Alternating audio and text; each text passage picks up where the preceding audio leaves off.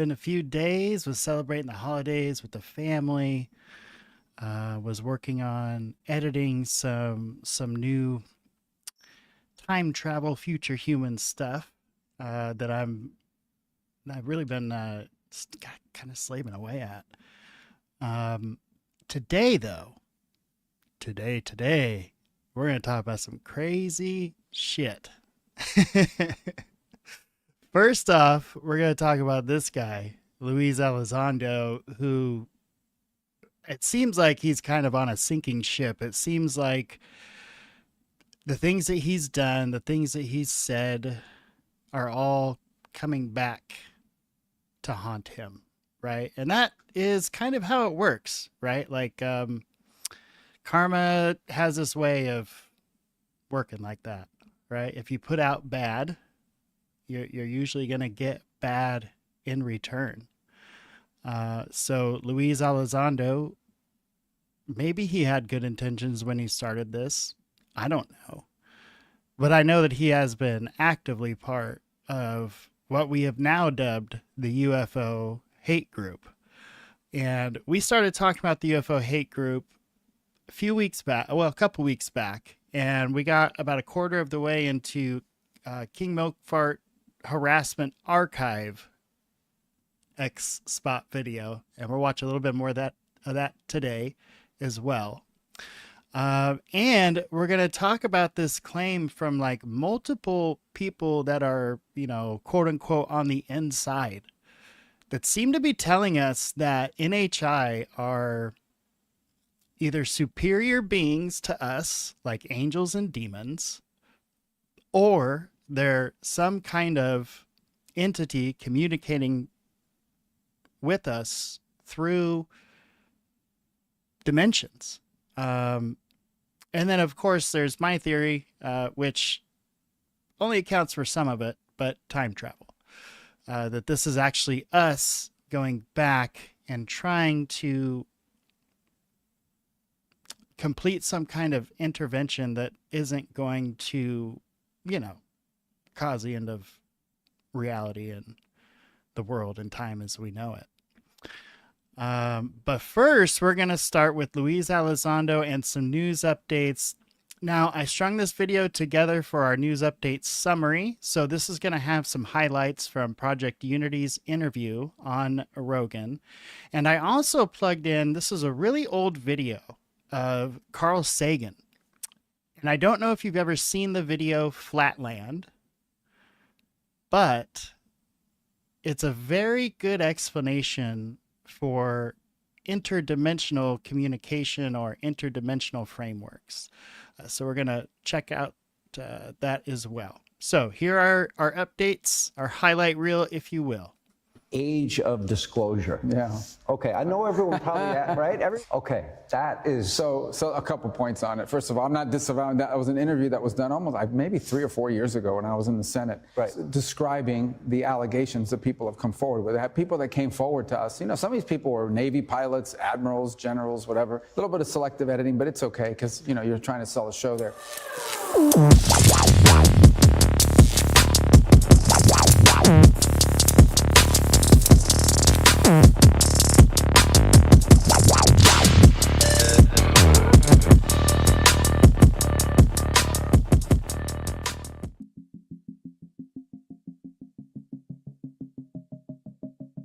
There seems to have been a bit of an issue with the way that I've been talking about Lou and his association with AATIP, because I think that AATIP was actually a cutout.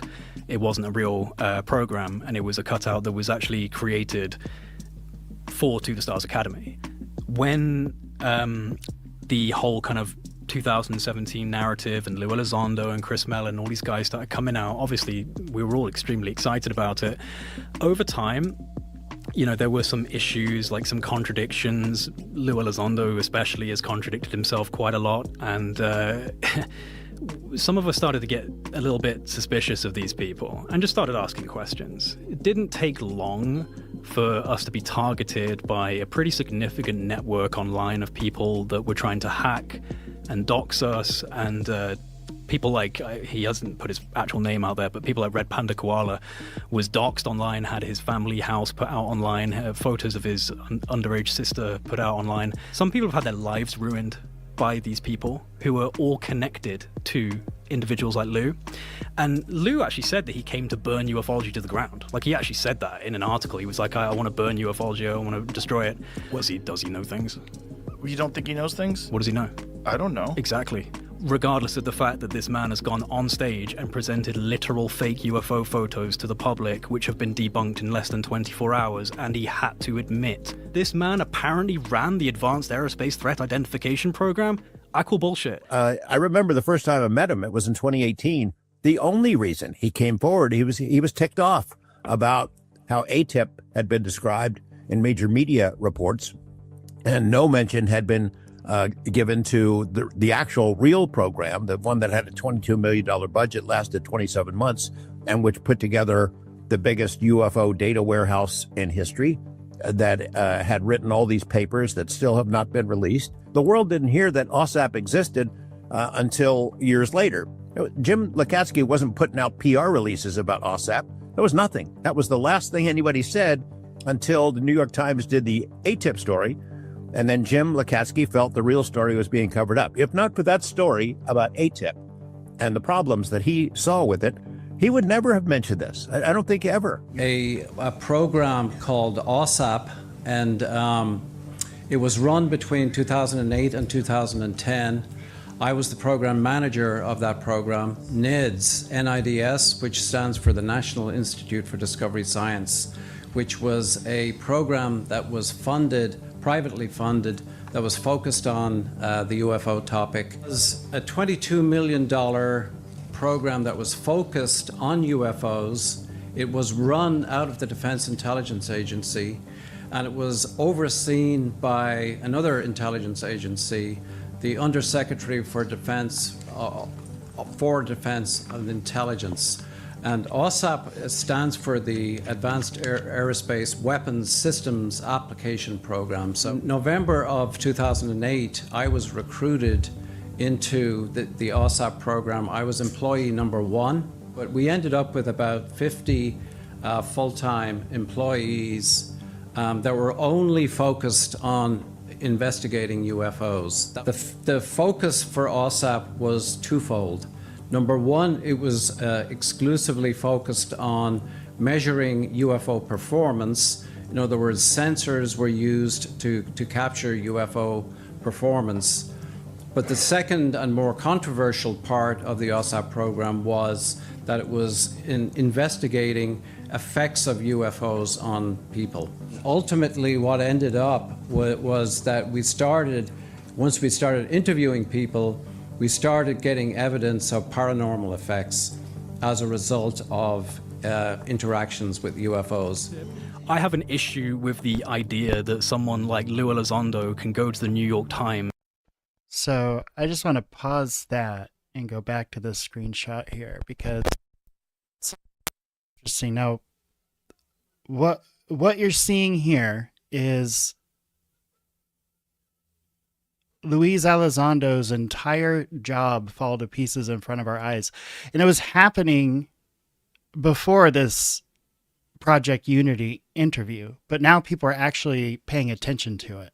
So AAWSAP was the $22 million funded program that John Lukatsky and Colm Keller ran. That was the program that was funded. It was commonly referred to AATIP. We went over, on my show, we went over a paper on this. We had the gentleman, the man that wrote the paper on, Luis Cayetano, to break down the confusion between, the confusion between why people were calling it AATIP. It was AAWSAP. So when Luis Elizondo got out of the program and said, or got out of the service and said he's taking credit for work that other people did. He did not run anything. Just so we're clear. Thank you, Francis. Francis worried about the show. He said if we're going to run Rogan stuff, we're going to get copyright. So I did get copywritten for a Rogan thing I did just a few weeks ago, and I argued it and I won. Because if you're using it in an educational and a transformative way, and the video has nearly 1 million views already, there's no copyright there. It's just public knowledge. But we'll see. Hopefully that doesn't happen, right? So this, what's interesting is that AAWSAP program did an investigation of a wave of UFO sightings accompanied by sightings of creatures, electromagnetic effect, poltergeist effects in rural California. This is real shit, y'all. This is what the government was investigating. And this is why it bothers me when people who have the courage to come out and say they saw what can only be described as a dino beaver get teared to shreds, because that's the best way they could describe what they saw. But clearly, poltergeist effects happen when you're investigating this stuff. Investigation of UFO triggered poltergeist outbreak in rural Indiana. Documentation follow-up on hitchhiker effect from Skinwalker Ranch and elsewhere. This is what AAWSAP was finding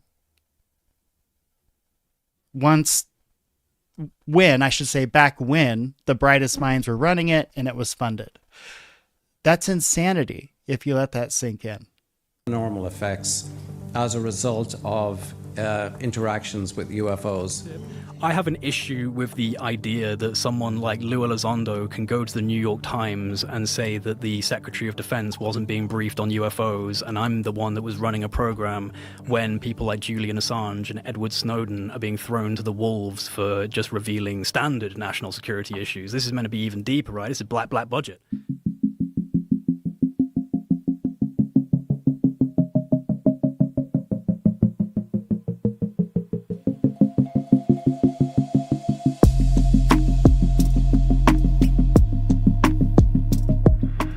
Let's imagine that we are perfectly flat. I mean, absolutely flat. And that we live, appropriately enough, in a flatland. Everybody in flatland is, of course, exceptionally flat. We have squares, circles, triangles, and we all scurry about, and we can go into our houses, and we know, us flatlanders, about left, right, and we know about forward, back, but we have never heard of up-down. And the three-dimensional creature sees an attractive, congenial-looking square, watches it enter its house, and decides in a gesture of interdimensional amity to say hello.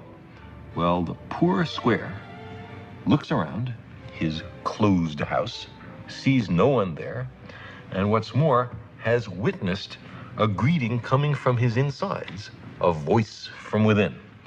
The three-dimensional creature is unhappy about being considered a psychological aberration, and so he descends to actually enter flatland. When the three-dimensional creature first reaches flatland, it's only the points of contact which can be seen, and we'll represent that by stamping the apple in this ink pad and placing that image in flatland. So the square, as time goes on, sees a set of objects mysteriously appear from nowhere and inside a closed room and change their shape dramatically. Makes a contact with the square from below and sends our flat creature fluttering and spinning above flatland. At first, the square has no idea what's happening. He's terribly confused. This is utterly outside his experience. But after a while, he comes to realize that he is seeing inside closed rooms in flatland. He is seeing flatland from a perspective no one has ever seen it before, to his knowledge. Getting into another dimension provides as an incidental benefit a kind of X-ray vision. His friends rush up to see him. From their point of view, he has mysteriously appeared from nowhere. He hasn't walked from somewhere else. He's come from some other place. They say, for heaven's sake, what's happened to you? And the poor square has to say, well, I was in some other mystic dimension called up. Well, show us. Where is that third dimension? Point to it. And the poor square will be unable to comply.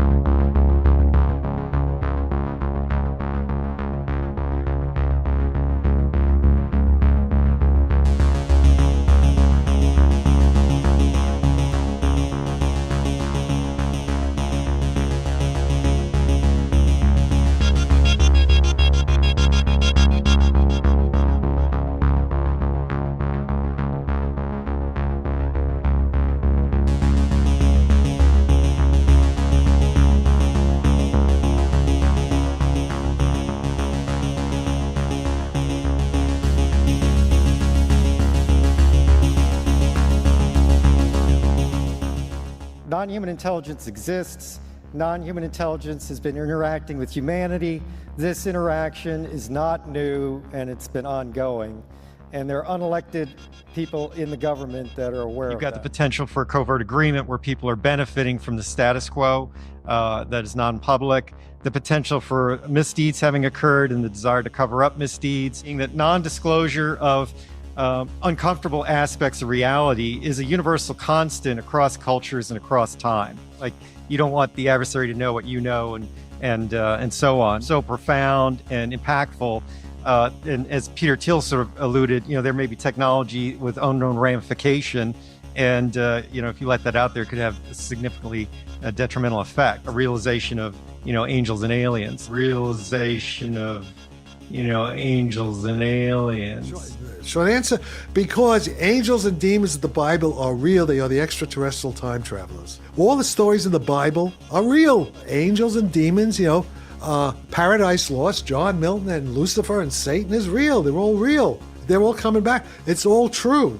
And I know because of the physics I'm getting, it's exactly what they said it was going to happen. It's all happening. These guys, the CIA themselves, they're not in charge. What happened to me in 53, the computer side was going to begin to meet these guys. It happened exactly on cue. There's a higher intelligence. They're more advanced than we are, and they've mastered time travel.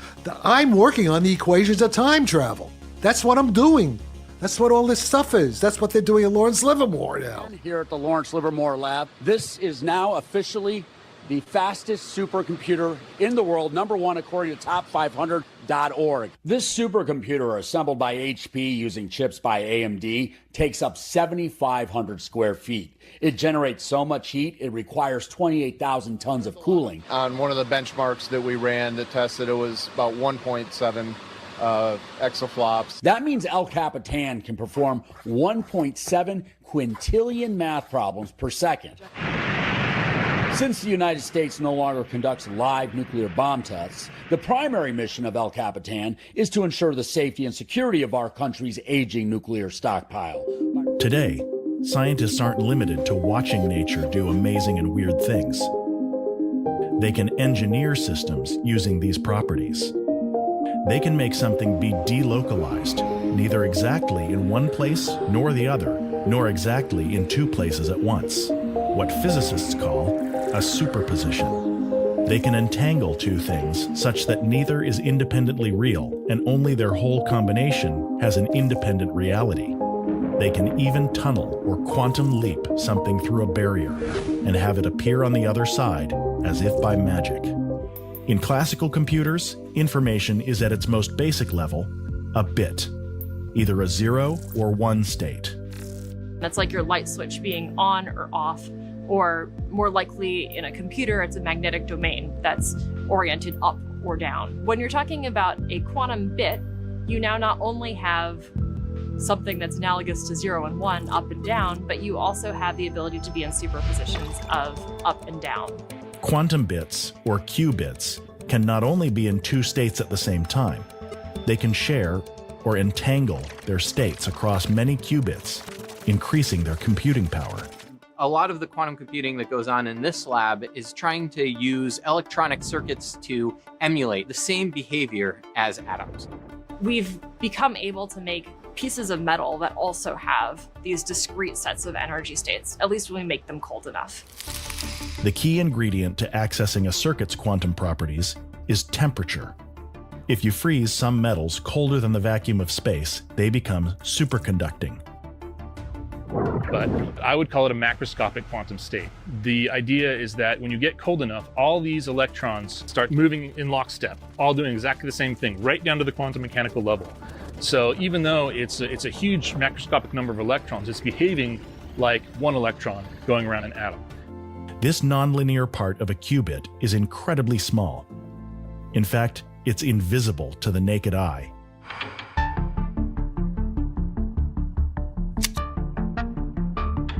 Zooming into the qubit reveals a strange stack of overlapping metal.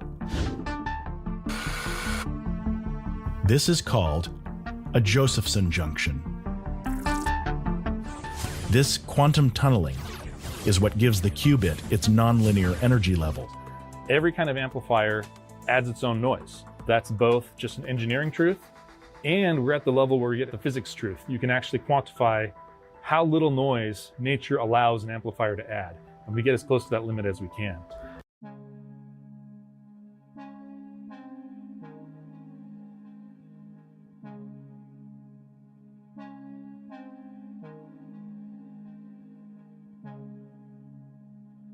You can do better.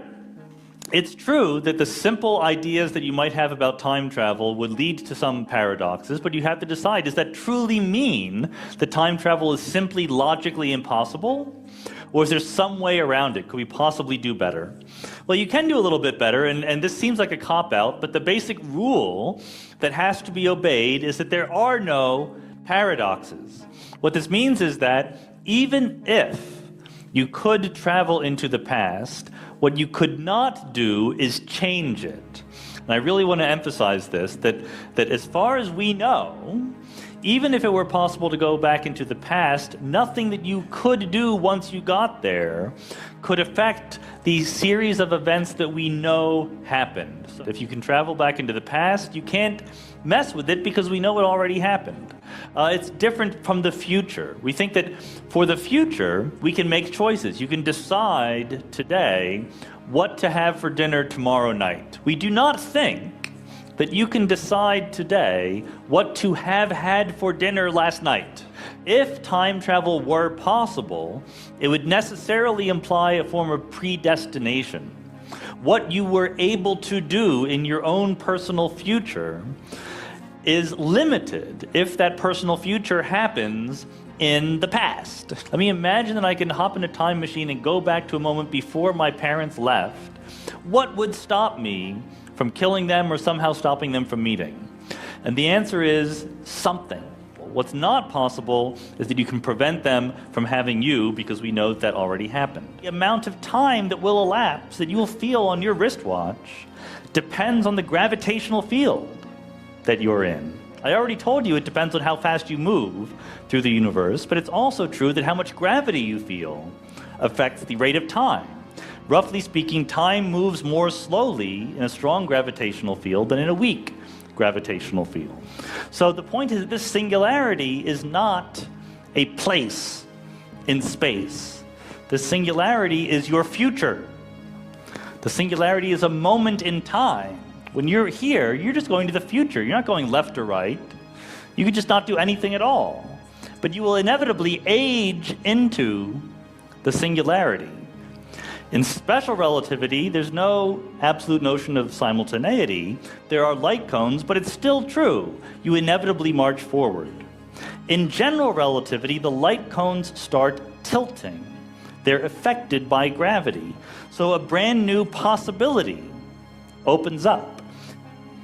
Time travel is not you hop in your sled or your phone booth, and you dematerialize in a puff of smoke and you appear at some other moment of time.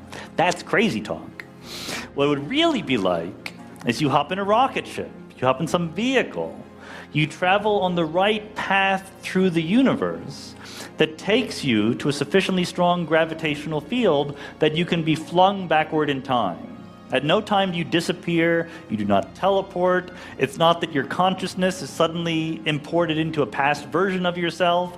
It's that you get in the seat and you push the rocket in the right direction. As a time machine, it's a rocket. It can go someplace, and if the gravitational field is arranged in the right way, it could visit the past. Can we warp space-time that much? Einstein, by allowing space and time to be flexible and dynamical, has opened the door. He said, here's a way we can at least imagine building a time machine. So very few people took up the challenge, but in the late 80s, early 90s, attempts were actually made to do this. How could you actually do it? You need to bend space-time so much that you could travel on what physicists call a closed time-like curve.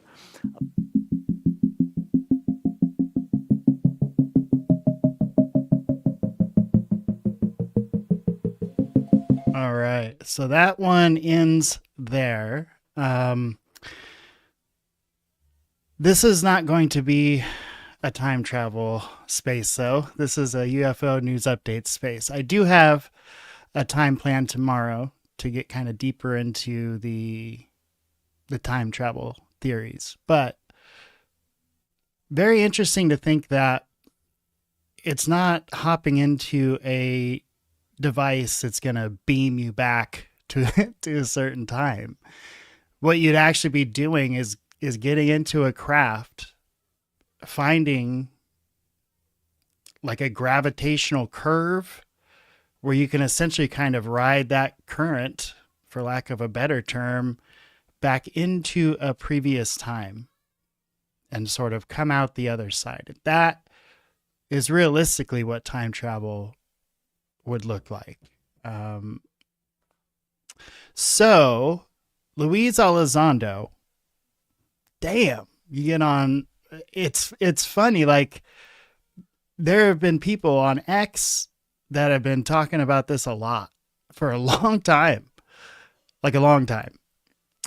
Before I ever even had a podcast, people were talking about it. One of my first videos was about Luis Elizondo and Stephen Greer going back and forth, and how they were kind of pretty much, well, they were talking shit about each other on different podcasts. So I've talked about his accused harassment stuff on this show before many times. I've gone into many spaces, talked about it there.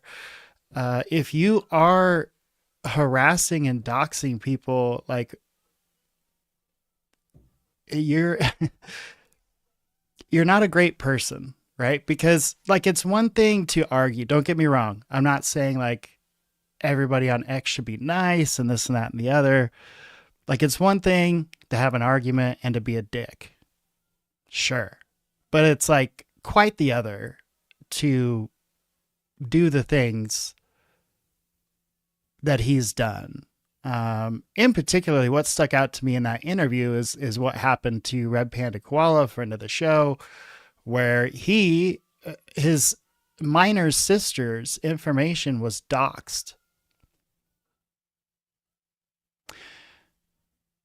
Having dealt with that in my own life with a young one, I can tell you that's fucked up.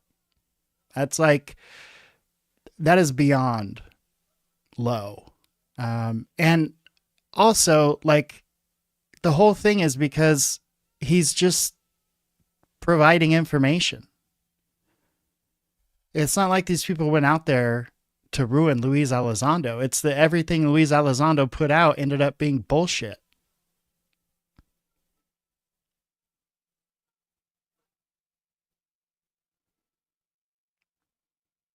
Yeah. Kathy says she's not clear on what's going on with the Elizondo and all that stuff, doxing. So this was done, I want to say months and months ago. But basically, yeah, he was in charge of this group that was doxing and harassing people that took it way too far on multiple occasions. And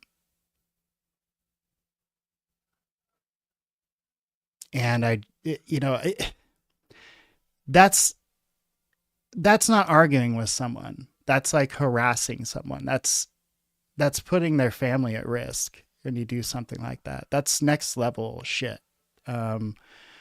Right. She's a kid. What the fuck are you doing? And basically Lou is tied into this UFO hate group that we watched time I had a space. We'll watch a little bit more of it today, that exposes some of the things that were going on. But yeah, just unbelievable. So starting with Lou, this was Lou in 2018 talking with George Knapp. And that's another thing I've noticed. Not a ton of collaboration between Lou and George and Jeremy. I mean, there's a little bit, but not what you typically see from George once he can get somebody talking. It's almost like he's been backing off for a while. Almost like he really knows what this guy's been about. But here's Lou back in 2018 talking to George. Not allow yourself to be detracted from your mission by these voices. The right people in the right positions digest information. And for some people, this UAP issue, they're really learning about it for the first time, despite what they may have seen on popular TV or something like that, or maybe on a movie. This is really the first time they're being told, hey, listen, this is something that your Department of Defense has been tracking. You've dropped hints that big stuff is coming next year, 2019. Give me some areas where people might hear some news. Sure. So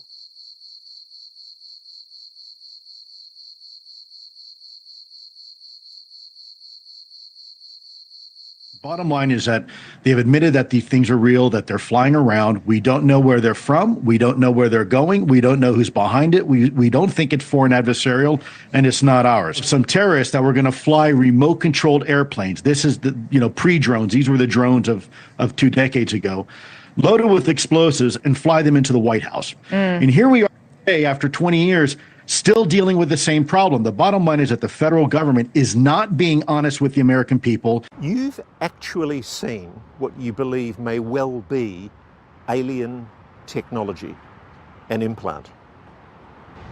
I have. What did you see? I saw a technical device that had been removed, excised by the Department of Veterans Affairs by a surgeon, a trained physician from a U.S. military service member who claimed... Boy, he's just seen it all, hasn't he? The physician claimed that the object tried to run on him or evade being excised. So let me get this right. This object, whatever it is, it's a constructed object. It's a technological object. It's a technological object enveloped in some sort of biological capsule. Enveloped in some kind of biological capsule. Yeah, I saw that YouTube video. What the fuck are you talking about, dude? Look, AAWSAP had nothing to do with implants or abductions. Not a freaking thing, y'all. Nothing. Not even like a paper on it. Nothing. The word wasn't even brought up. Okay, now here's Lou a year later trying to scare the shit out of Jeremy Corbell. Out to me and said, hey, listen, you may want to let your friend Corbell know something because I've come across some information that's very disturbing. And he says, look, there's a credible threat against Jeremy Corbell. I wouldn't take any unnecessary chances if I were you right now because you've got bullseye on you.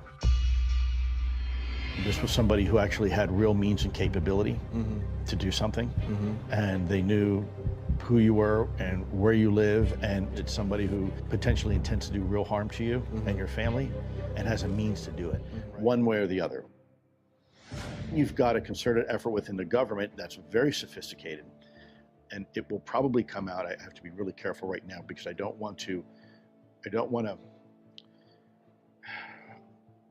There are individuals that have the ability to keep people quiet. Yes. There are some other people that you are aware of Yep. that had suffered and been threatened, let's just say, with what they consider a permanent solution to this problem. So this was like Jeremy's special on Hulu. And here comes Lou with fucking, you're gonna get killed. He's always bringing that in, right? Like,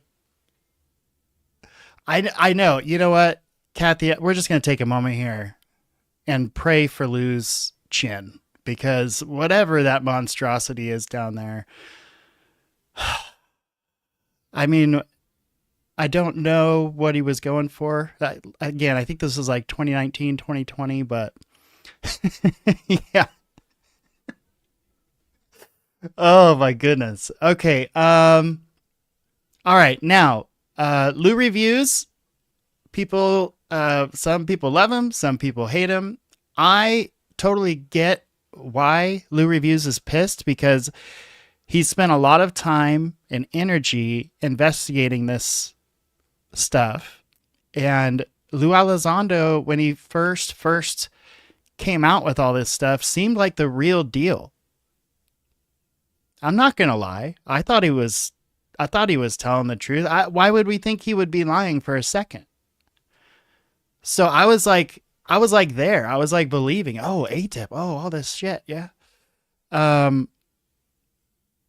But then he gets burned. Like, this guy starts harassing him because he doesn't want to exactly play ball or do exactly what he's saying, or he starts asking not just the softball questions.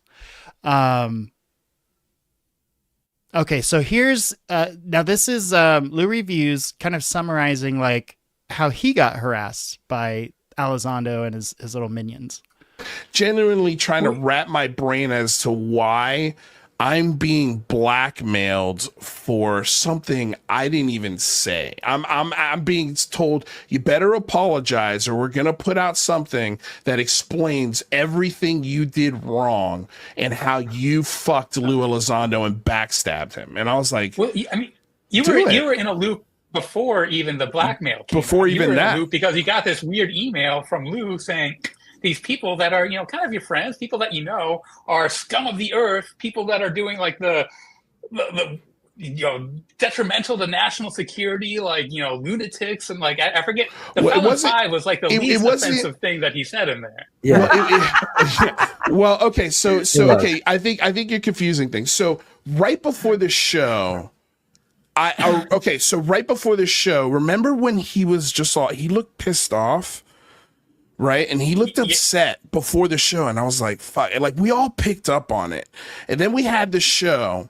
And then I text him, hey, like, was everything okay? Well, did we cry? Like, I was basically checking to see, okay, what lines did we cross? Before the show, he was telling us. He told us why he was said. Yes, there's a criminal conspiracy working against me. Yes, and he wouldn't name the names. He kind of implied that they are people that are working for Stephen Greer, but he literally said there's criminals. You wouldn't believe who these criminals were. I remember him saying, "Yes, the drama, drama." This he was saying. He wouldn't tell me. He would only tell you after the call. He was saying this in the pre-lobby. He had hinted, and I was like, well, who are they? He's like, don't worry about it. It's not important. I was like, well, dude, I mean, if there are felons attacking you, like, tell me who they are. We got your back. How can we help? Like, if it's legit, like, he's like,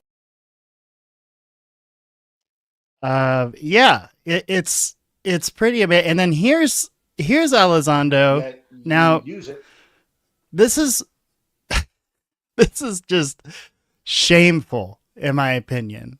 All right. So Rather and Mike, Singularity Mike, actually ask Lou a question that's not a softball. They ask him if he's responsible for any of these X accounts that are harassing people. And y'all, this was like over a year ago. And so Lou Elizondo makes a brief comment And then he comes back and says something that's like, I couldn't even believe I was hearing it. He tries to pose it as a what if I did this, but it's totally him doing it.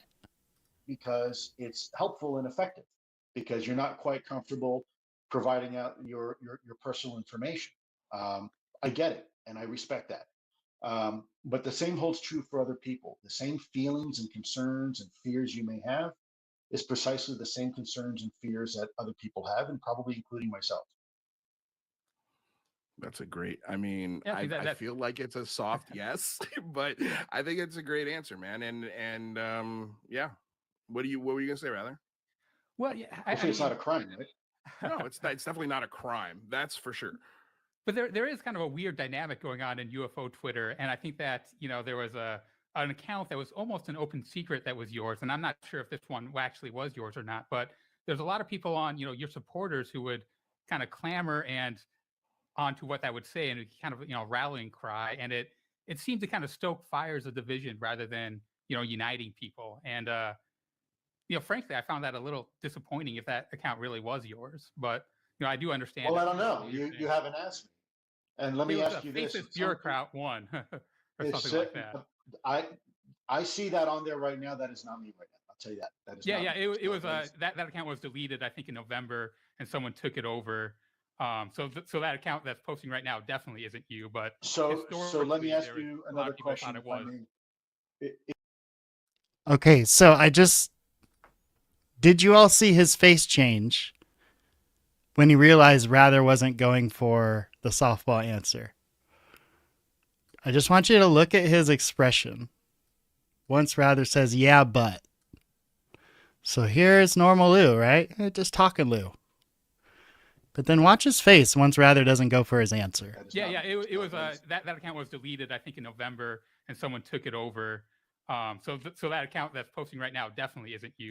Somebody's angry. But so let me ask you another question, if I may, rather.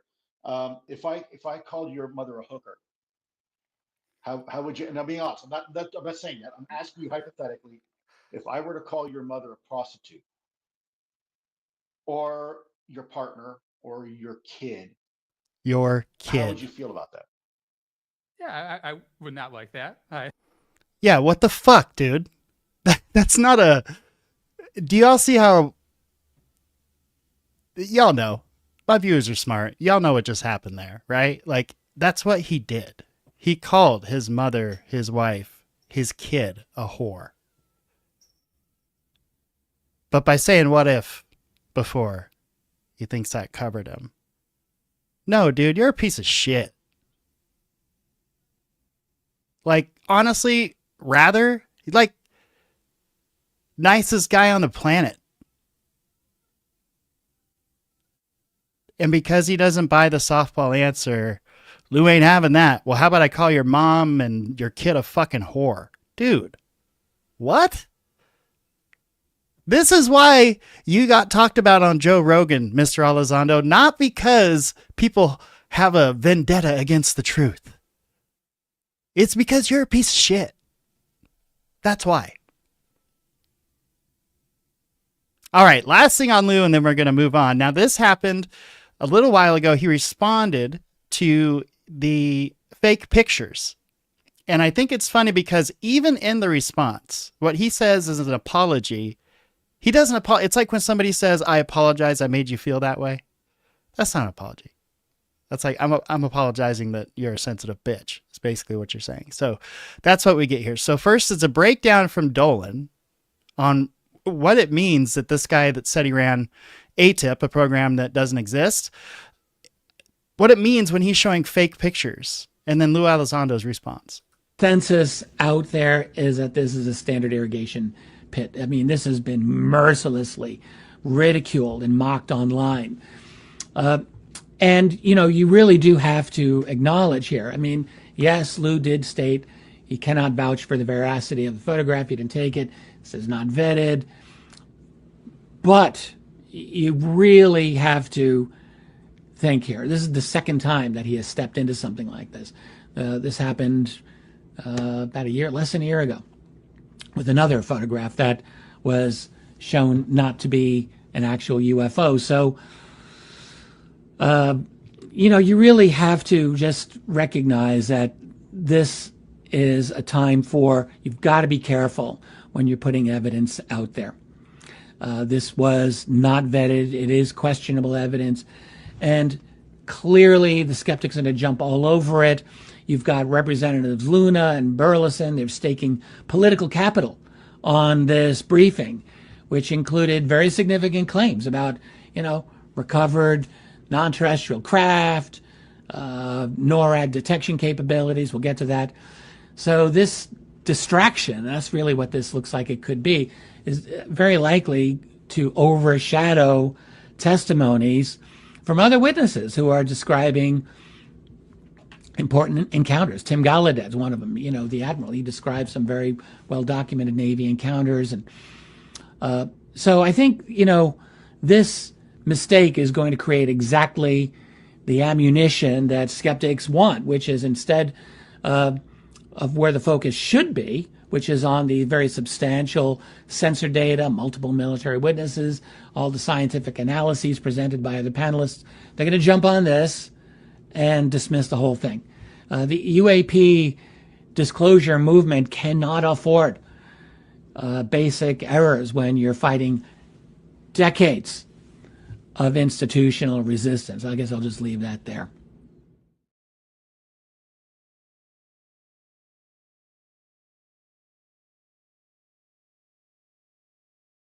But I do want to address something. During part of this forum that we had on Capitol Hill, right before we started, I was provided a photograph from a private pilot who had asked me, he was concerned that there was no real reporting mechanism. And we've known there's no real civilian reporting mechanism for private pilots to report UAP. And he took a few moments and explained to me what he saw surrounding this photograph. And so I made the command decision right there and then that I would use that photograph as an example of why we need some sort of civilian reporting system for our civilian pilots. Now that the military is taking this topic seriously, we still have this big gap between civilian aviation and military aviation. And so I made the determination right there and then to go ahead and use that photograph as an example. And looking back now that people have reacted the way they have, I just want to make it clear. I did say several times the photograph has not been vetted. And quite frankly, I did not have the time at that moment to vet it myself. But I did think it was interesting and important enough to at least use it as an example why we need civilian reporting. And unfortunately, I think that message got confused. Now, it's possible I did not communicate it effectively. And if that's the case, I accept full responsibility. But I think it's important for you all to know that the intent of that was not to say, hey, look, this is a UFO. I never said that. It was to say, look, here is an example of a photograph taken by a private pilot who doesn't know what it is. And what he described to me, I took at face value that he was telling me the truth. And I still believe that individual was telling me the truth. And I think we need to be careful when we come out, we take a photograph, again, that had already been told, had not been vetted, right? So I said, look, folks, it hasn't been vetted. I just received it that morning. There was a lot going on. I made the decision to share that. And I made that decision because I thought it would be helpful in the conversation. Clearly, looking back now, it's not. It was a distraction to everything that a lot of people, a lot of hard work by a lot of people did to put this forum on for you, the American people, you, not me. I don't need it. It's for you. And I sincerely apologize that this photograph became a distraction and became the one thing people are now talking about when there was really so much more there, really important things. We had folks like Mike Gold talking perspectives of NASA and Anna talking about business and NSF, the National Science Foundation. We had Chris Mell and Admiral Gallaudet and all these wonderful people, Dr. Eric Davis, telling you information that I thought was very... Sounds like a good old boy club, doesn't it? It's like if you can get one of these guys at a meeting or a conference or something, all of a sudden it's legitimized. All right. Well, Now, there's like 5 more minutes of that, of him just like justifying the photo and him saying that it was the photo I presented was to show people that there's no civilian reporting mechanism. That's all. I wasn't saying here's a UFO. Dude, you were at a UFO conference and you had a look on your face like you were showing people the real deal. Like, that was not to say there's not a reporting field. What about Ryan Graves' website? What about the FAA opening up a reporting structure? Like, what are you talking about? There are ways to report UFOs, and there have been for several years. So let's just take a look. When I said lose crash out, I kind of meant it. So this has been X ever since the Rogan podcast. Some of the conversations Lou has had on X since Project Unity was on Rogan. So here, Darth Vader himself says, you're a scumbag. Wanting amnesty for doing unspeakable things, get fucked. Lou responds with, and I can't believe he even responded to that. I don't want amnesty. I am proud of what I did for my country and you, all capital letters. I want amnesty for others, but it's okay. Whatever makes you feel important. Maybe try living for one day in the shoes of those who actually, all capitals, served their nation. Hungry, scared, and knowing they may never see their loved ones again. Also, you can sit behind your keyboard and throw barbs at those who actually care about humanity and the future. He put care in quotations. Thank you for proving my point about social media. Wow.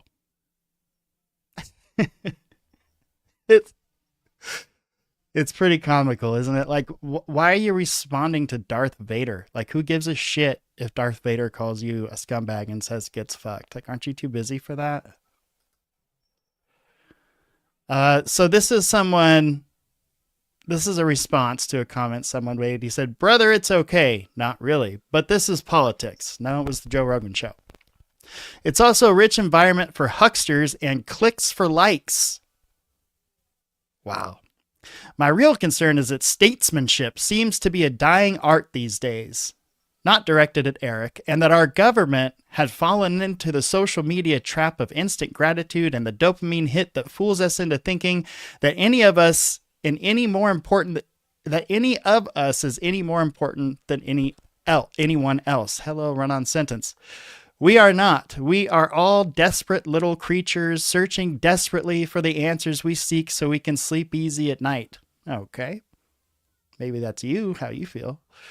We forget that Mother Nature has a vote, and us little humans need to learn humility and humbleness before we will ever be able to comprehend the great beyond, wherever that lies.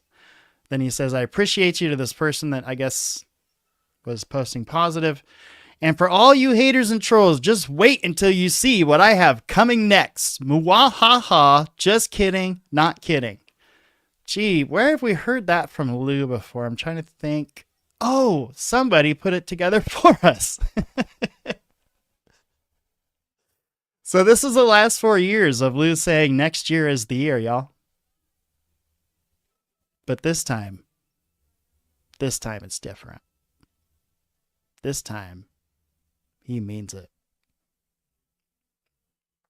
So Luis Elizondo, you're getting, accused of all this stuff that you did to Red Panda, that you did to Tupa. Like, how about you come into a X space and talk to Red Panda and Tupa, and we figure out what the real deal is? Lou's response: nothing to clear with liars. Happy New Year. Okay. I mean, Representative Eric Burleson did it, but not for Luis Elizondo. He's too good for that. Y'all seeing a pattern here? Kind of weird. Okay. But I've talked about Lou, and I've tried to sometimes between the lines warn y'all, like, you can't listen to this guy. You can't, because his whole shtick is false.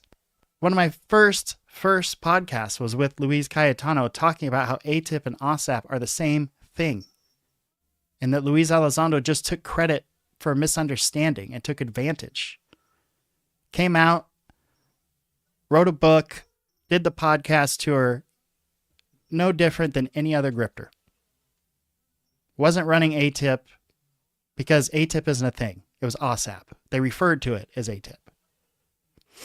So, you know, you come out and your whole story is false to begin with, then I stop trusting you. I mean, that's just how it goes. All right, moving on. We heard some very interesting stuff from Colonel Carl Nell and from Jack Sarfati.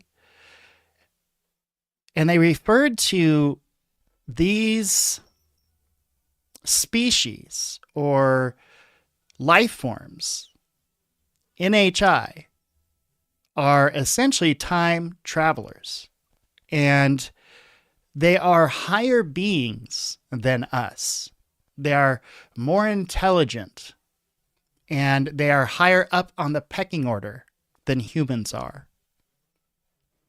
And I find that really fascinating because it's almost like we have gone full circle with our Judeo-Christian belief system. I mean, that's where I find myself in, is that, you know, you look a little over 2,000 years ago, you had, for me, Jesus and the pivot point of everything, and you had a lot of stuff going on in the sky and a lot of reference to gods. And, you know, if you're not Catholic, you miss out on the Book of Enoch unless you go out there and you get it. And the Book of Enoch is very interesting, talking about angels procreating with women, with human females.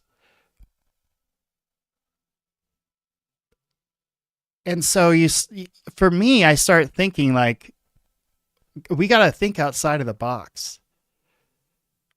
And that's why I ran that Carl Sagan video, because I think that's the best explanation on Earth. I would highly suggest, if you haven't watched the whole thing, because that was just a cut of it. It's like a 10-minute video in full. I would highly recommend you go watch that if you haven't yet, or even just one of his talks on dimensions, because it's a very good example of what interdimensionality might look like, right? You have the 2D flatland and you have the 3D apple trying to reach out to that 2D flatland, and what that looks like, what it looks like for the apple and what it looks like for the square and flatland.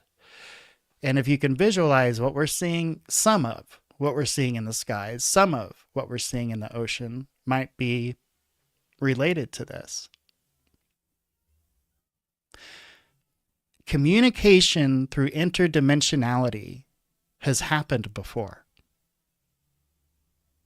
We documented it very well in the 90s. And I made a video on it just for y'all.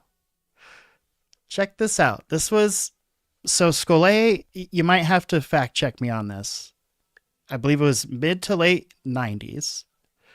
Scolay experiments that were run by not practical jokers. These were highly respected scientists in their field.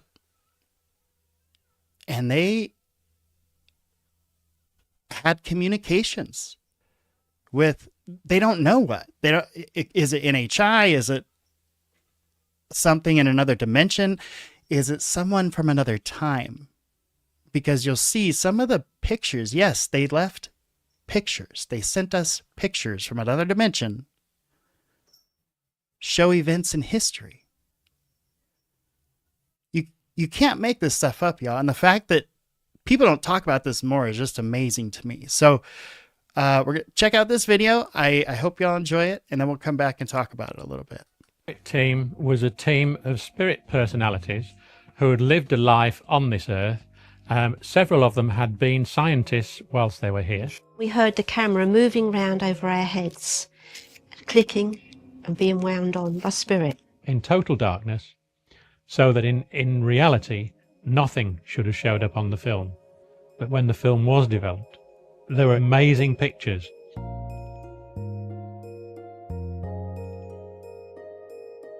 wartime pictures of St. Paul's, of a bus that was blown apart in the Blitz. Quite amazing stuff. It was never explained to us exactly why we got these particular pictures, other than the fact that we had a separate photographic spirit team working with us at that stage who were practicing their art and seeing what they could achieve. Some films contained images of faces, including human faces, in various stages of formation. There were a series that appeared to represent bubbles and various other things coming together, partial faces, etc. We were told that what we were seeing were areas of communication within the spirit world.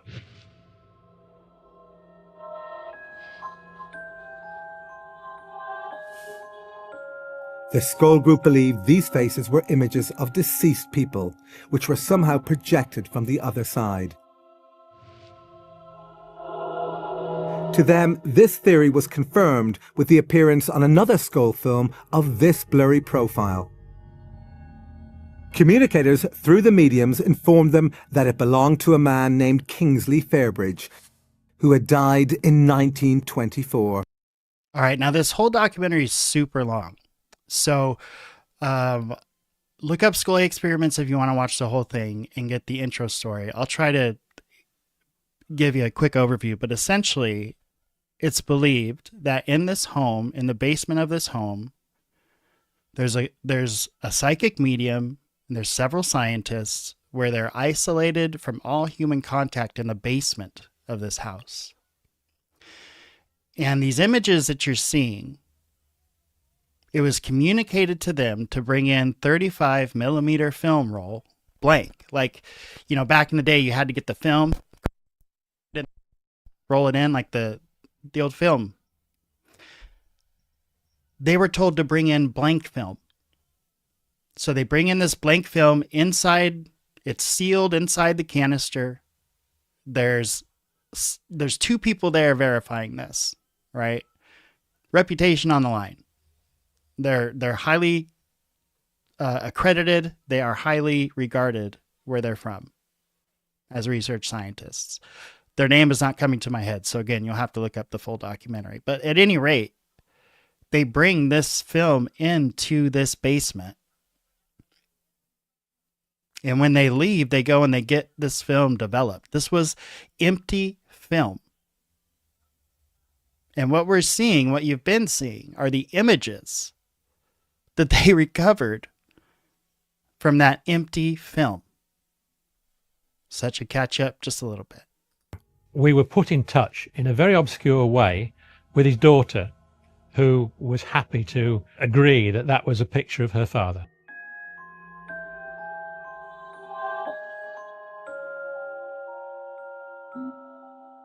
We were asked by the spirit team to put a totally unopened Polaroid 35mm film just in its plastic container. If the spirit team felt that they'd achieved a result, we were asked to develop it. Put it through the processor and viewed it, and there was images and faces and writing. How do you explain it was there, you know?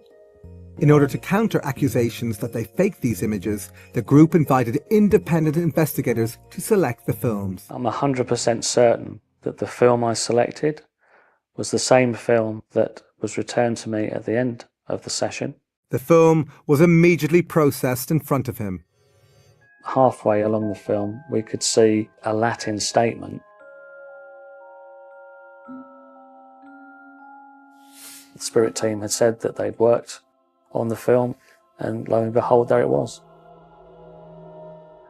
According to the Skull Group, their spirit communicators requested that they place this empty glass dome on their table. The glass dome was very important to the Skull work. Creative energy stored in the dome and was used by the spirit team to produce the phenomena that had happened at Skull. In this remarkable photograph, the energy can actually be seen radiating out from the dome. But since these phenomena are so unusual, the group knew that without careful independent scrutiny, their experiments would be dismissed as fake. Therefore, the group allowed their experiments to be monitored by a team of scientists and... Okay, good. It's going to get into that. Now, hang on till the end because the last image is a video image and you will not believe what it looks like. Paranormal investigators from the Society for Psychical Research, or SPR, based in London. For over a century, the SPR has specialized in examining paranormal phenomena in an unbiased and scientific way. Among its members have been some of Britain's most accomplished scientists, including a dozen Nobel laureates. Its investigators have exposed many fake mediums. They are not easily fooled. Initially, we were all pretty skeptical because what had been claimed seemed so way out. No scientist of any kind would ever say that anything could not possibly happen. All participants had to empty their pockets and leave their belongings outside. The cellar had only one entrance, and this door was kept locked during all sessions. Despite these precautions, the incredible events at Skull continued unabated, and the SPR investigators reported what they saw in graphic terms. We saw coloured lights, we saw materializations, we had direct voices, that is, spirit voices talking from the air. We were touched by the spirits. We saw a whole range of phenomena which could not be mistaken by three investigators such as ourselves. I thought at first that the lights must be small light-emitting diodes suspended on the end of nylon fishing line. Then suddenly a light would start to do a tap dance on the table, bouncing up and down on the table, and you could hear it click as it rebounded from the table. And suddenly it went pop, went through the table and came out the other side. Now, no nylon fishing line explanation would account for it going through an apparently solid, well, it was a solid object, a table. The experiments continued to produce the incredible images seen here.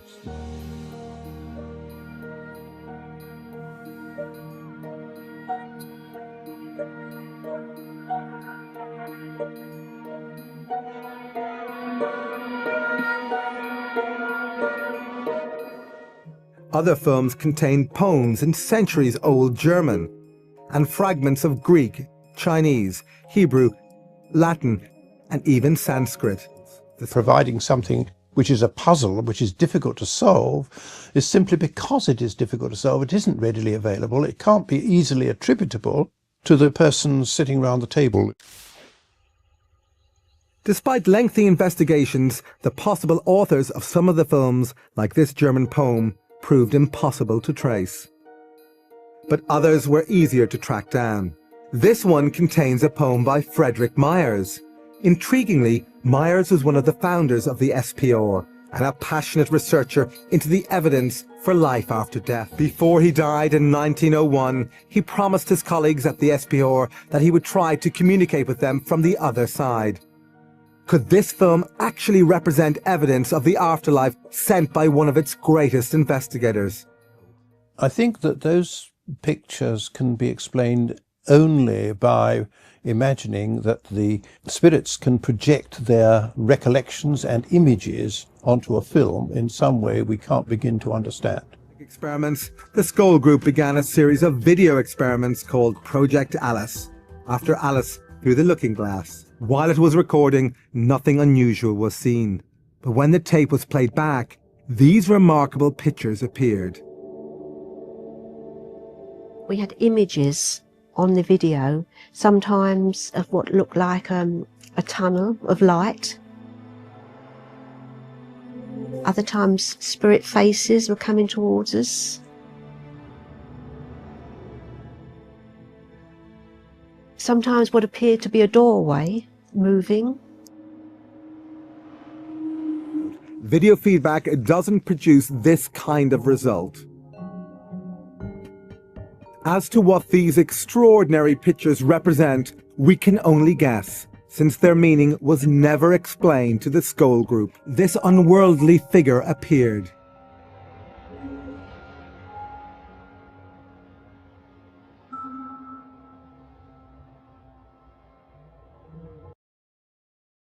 Yo. Y'all seeing this?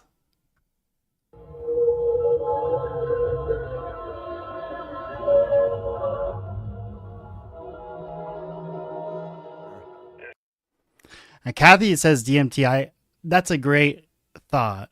Definitely would explain some of the stuff they're experiencing. But then what about the notes and the pictures on the film? I mean, it's just so strange. Absolutely no possibility that this film could have been prepared before, because I selected one of the video films which was in its original packaging, which I opened. I took the film out, I signed the film, and I put it personally in the video camera.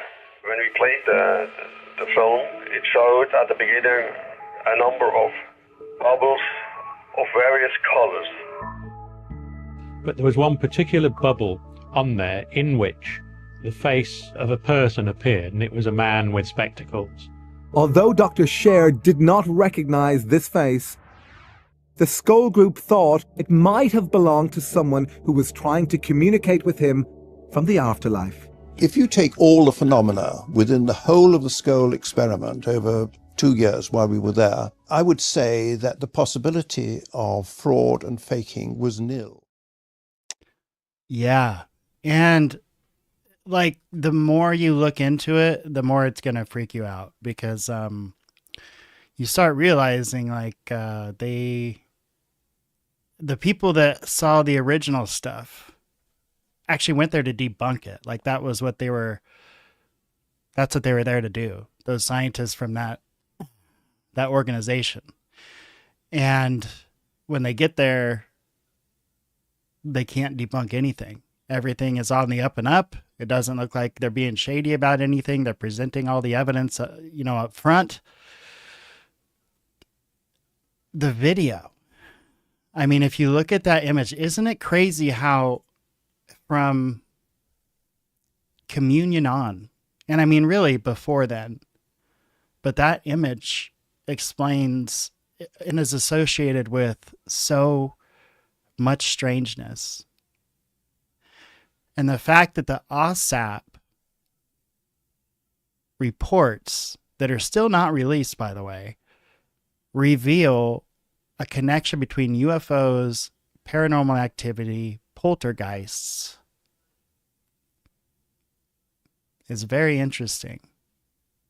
Now, the Skull folks, they looked at it through the lens of afterlife and like spirits and stuff. But what if it's not that? What if it is another dimension or another time? The fact that one of the original researchers on this scientific debunking group is a guy whose face they see in one of these images down the road several years later after he's passed.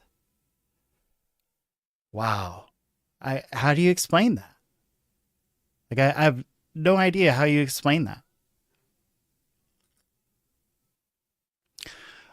Okay, so we're going to go into part 2 of our UFO hate group study here. This was, let me see.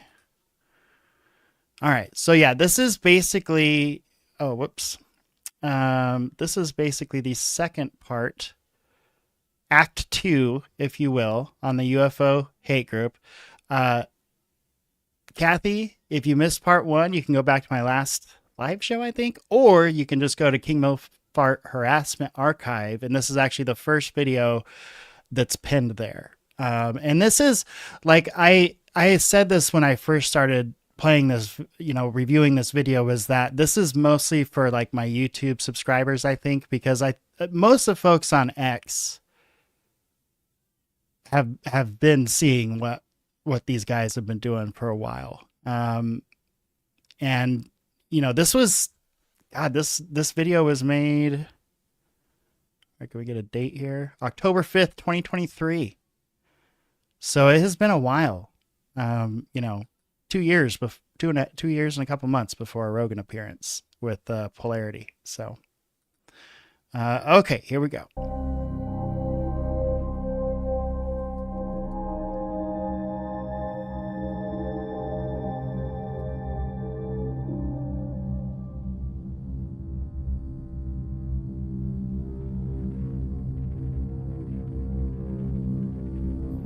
and then going toward vulnerable people and considering and taking the vulnerable people to her cause are, you know, mentally unstable, and they really need to attach themselves to something to feel valuable.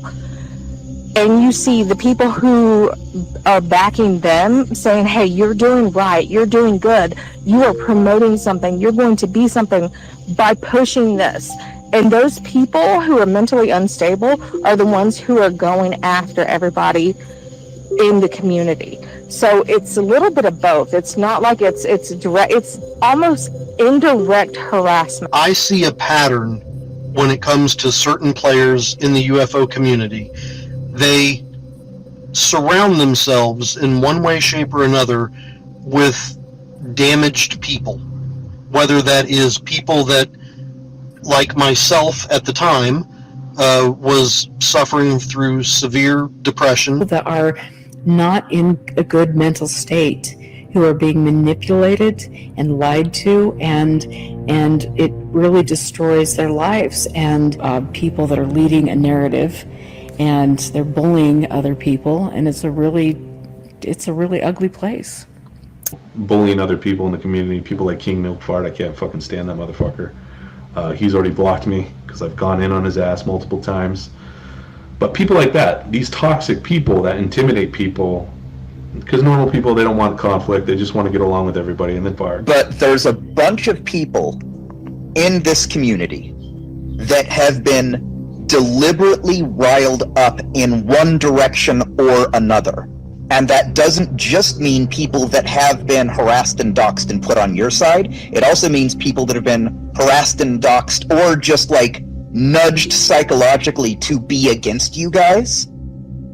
And the goal isn't just to destroy people, the goal is to destroy connections between people. It is happening. We are all being manipulated to fight with each other and argue over personality rather than get disclosure discussed and make the governments accountable for what they're doing. Also shows that you are absolutely correct on your recent show. They have been using us all to turn against each other, and it has worked. I say in the beginning too, like the fact that they awarded that to you on Tadiwaba is not by chance. That was totally orchestrated, in my opinion. So to the community's copier, our one-man mean machine, the good but not great artist, Chupacabra. Congratulations, we can't wait to see what inspires you next. Congrats, Sam! Chupacabra was speaking out against the harassment, Jimenez was speaking out against the harassment, Tadiwala was speaking out against the harassment, and they were able to get those three separate groups all spending half a year like at war with each other when they should have like been like united. And when Leah came up to me with that info, but like I think they were trying to get me to do it, and I was like, no, I'm not the doctor. I'm not putting that shit out there. I don't research people like that. I don't look for people's. The sinister aspect of this is that we're all putting the pieces together, and none of it makes sense. That is by design. That is the only thing I'm sure of. Yes, and I also want to point out that's why it's important we talk about this, because look, listen guys, and if you just came in when like the Tupa stuff, you think of the Tupa's drama or whatever, like we're hearing testimony of people that this behavior goes back years. There is a cult of Lou, and sadly, I was a part of it for a while, doing things and saying things I shouldn't have done. When I stepped back from it and started applying logic, instead of blindly following, I noticed a lot of new things. I also know what is going on behind the scenes. There is more to this than meets the eye. Casually placed people in certain social media areas controlling various things, and to make sure the die-hard followers react to create disorder and chaos.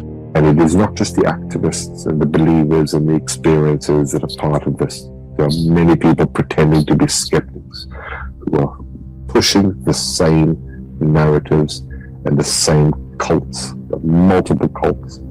It is dangerous, and you need to all be aware of it. Can you talk to me about why you sent those DMs to people and told folks I was a fake person? Absolutely, I think we're being played. Not exactly sure what DMs, but probably what I'm discussing. Played by who? Oh yes, but everyone. So many people involved being played. All the ones fighting currently, all coming at me, coming at you, coming at me for being your friend, for being KMF. But it doesn't excuse it. I heard Klaus Girl big on the play. She was doing it on purpose. I was told you didn't hear that from me. I don't know who's playing them. Truth is, she got in my head at the worst possible time in my life. Not proud, but fuck her. She says she's a therapist. She knows everything about me. Acted like she was. I gave all my dirt like a dumbass. How long were you talking to her? When did she show up? Not long, right when it all happened. She was trying to honeypot me, dude, which was weird. That threw me off. WTF, you're married. Yeah, dude, someone kicked on people, and she went all in. She isn't a therapist. She was dating one guy who took the breakup badly. Next thing he is drunk in a space accusing her of all kinds of shit he later recanted. And the Leah haters ran with it, like I said. All this speculation and bullshit when there's only a handful of folk who were actually there. One guy, then you, then several others in my inbox, all manipulated to white knight for her. The men that I know that fell for this were ready to get married. I mean, I'm talking about like a deep con, and all of a sudden it was off told by this person that they were given a threat that if they talked about anything that was talked about while they were together, they'd be sued, straight up sued. And that's what I heard, right? So I don't know, I wasn't there, I don't have the documents, but I do know that there's multiple stories about very similar interactions with these people, with this specific person. And so, you know, it goes deeper than just, oh, they attack your self-esteem. I mean, they could make you fall in love with them to the point where you're going to change your life, and then they just disappear, and they get married to someone else, as if someone you never met, you didn't know. I mean, like, there's some. It was at this point I lost faith in. And that's not crazy. If you followed Amy Eskridge's tragic story, Jesus, she thought a couple of her boyfriends in her past were actually operatives. And she just was like, well, there ain't shit I can do about it. I'm going to, they're going to make sure I'm with one anyway. So, I mean, it was super disheartening to hear, but these aren't pretend operations. These are real ops people do to cause problems. And I think Kathy made a great point earlier. She mentioned the word COINTELPRO. It's the same shit, new decade, right? New technology, new ways to get ahead of it, new ways to split people up. These are folks that should be working together. And really the hard questions they should be asking are to these people that are standing up and saying they're witnesses. All those UAP witnesses and all those UAP hearings, they were fantastic. But you know what? Not one of them went into a skiff.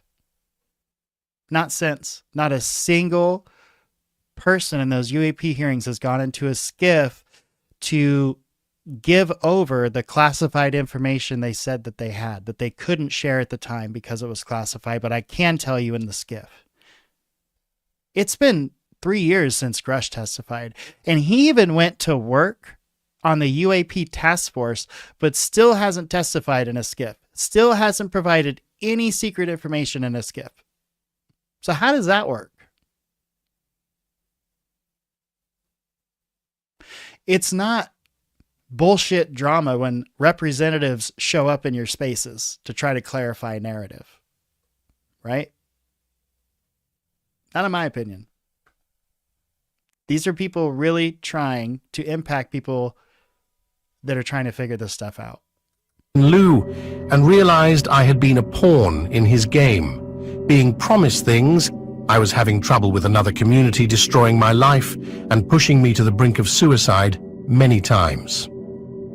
I was told they would sort my issues if I helped them. I'm an idiot, so I believed it, hoping that I would get closure on what had happened to me before. Turns out that was a total lie. Thomas was also promised bullshit things from Lou too that never panned out after being asked to go out and, quote, defend him and his family. Can you guys shut the fuck up and let him answer? Sorry. Okay, I just want to apologize, y'all. I did not realize that suicide was going to be brought up.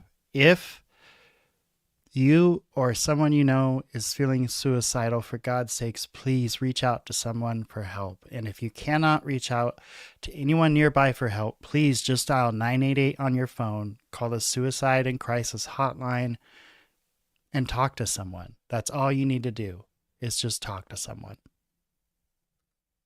Okay, we'll get back to this now. Who is that? Why do you respect him so much like that, Mike? Because he's the boss. The boss. Okay. Yeah, he tells us what to do. All of a sudden, this celebrity type is attacking him and telling his viewers to go dox him and do all this other weird stuff, and you're like... But remember, back to Rudyard Kipling, right? The strength of the wolf is a pack. I can only do what I'm doing because you guys are doing what you're doing, and your audience is doing what they're doing. So thank you for all, and this is a team effort. And, you know, I look to my shoulder right and left, and I see all of you. So thank you for being along, you know, on this journey. We just wanted you to know that the pack has your back too. Oh yeah. 10-4, appreciate it, Rob, more than you know. It really, it helps. It really does. I mounted the attack, called in my chief, Rob, my cohort in this, and we took it on. And it wasn't just us; it was a bunch of people. The people who are in on the secret, and then he, you know, shares this special knowledge with them, and really gets them to go out and. Probably don't need to go with a battle cry, but the reality of it is, that's what we have. We do have a battle cry. We do have a call for action, a call to arms.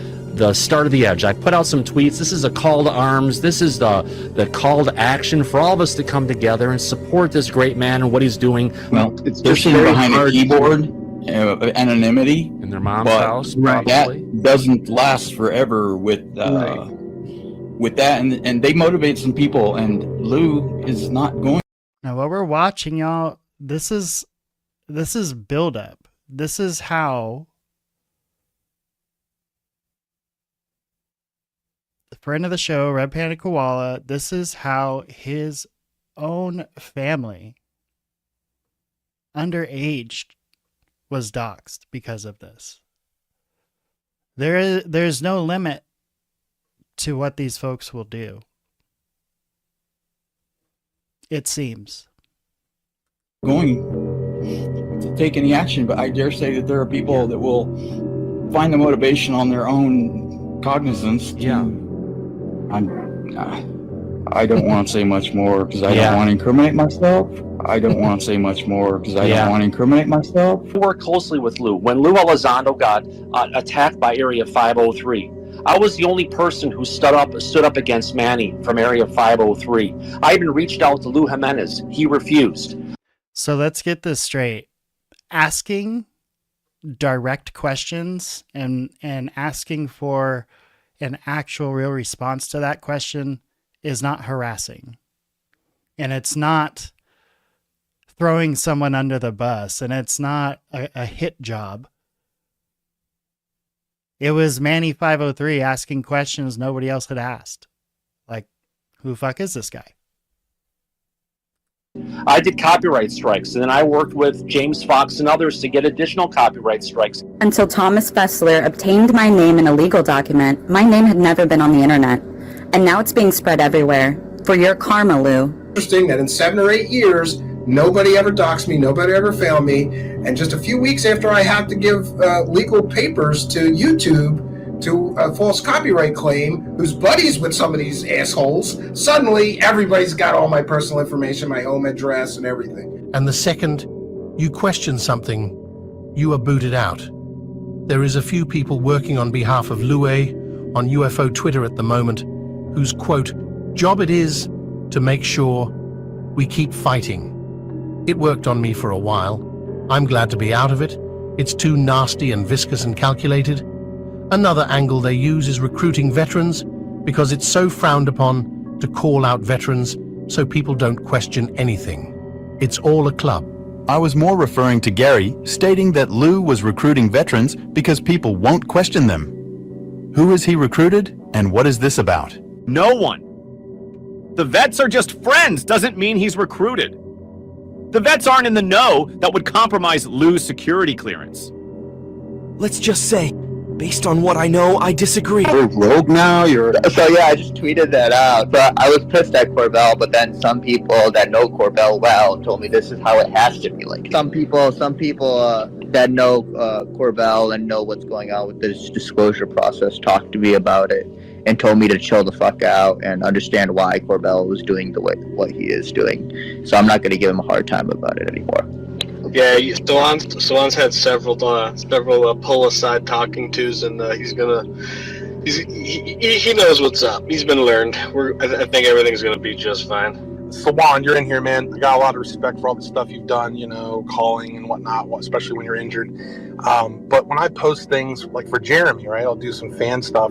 Salon jumps in there and he writes dog shit.